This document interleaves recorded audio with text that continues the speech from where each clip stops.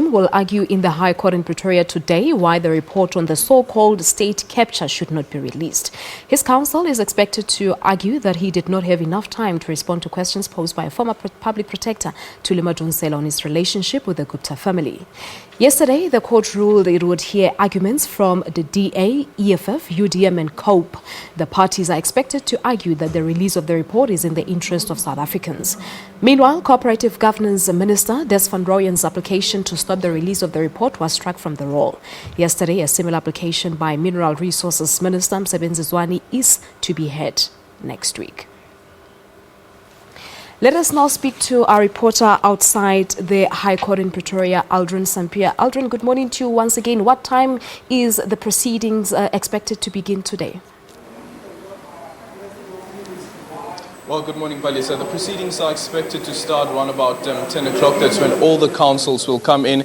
And, of course, President Jacob Zuma's team will then sit down and pinpoint the case and really tell the court exactly what is expected or what details they are arguing on. And remember that the basis of the application is with regards to the procedural fairness. And they say that President Jacob Zuma wasn't afforded enough time to respond to the questions of Thuli Mandosela. But remember, Thuli has indicated that she sent the questions to the president back in March. She sent the questions again in April. And finally, when they met roundabout in October, the meeting took place for about 4 hours. And the president didn't answer the questions. He asked for postponement to a certain Monday. That was the last week of Thuli Mandosela in the office. Still, he didn't respond to the question. And instead, he asked to cross-question or cross-examine the witnesses, or ask questions to the witnesses that Thuli Mandosela interviewed in the state capture investigation. In the press briefing, the last press briefing that Thuli Mandosela had, she did indicate that the state capture report, as it has been finalized, does have all the details of the meetings that took place, or the meeting that took place with President Jacob Zuma, as well as all the interaction that took place. Today, the opposition parties are expected to argue that the report should be released, and if President Jacob Zuma and all the other applicants as are not happy with the outcomes of the state capture report, they can take the matter for a judicial review.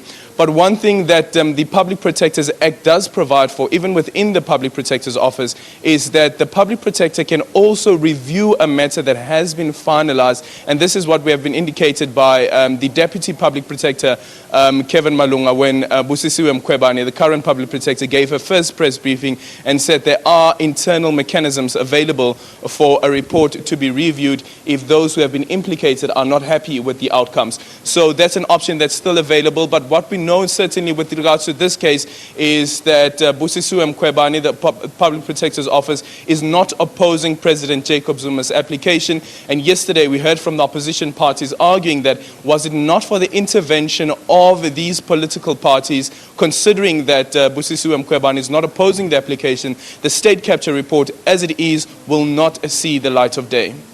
But Eldrin, has there been any reaction perhaps on yesterday's court proceedings from opposition parties or political parties in general?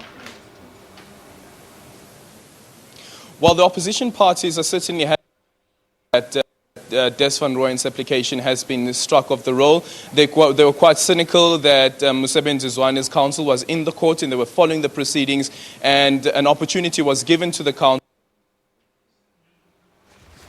All right, apologies on that one. We seem to have lost sound from our reporter in Pretoria, Aldrin Sampier, but we will certainly be keeping you abreast on the events as they unfold, as the court proceedings are expected to start at 10 a.m. this morning. So make sure that you do stay tuned to SABC News Channel for the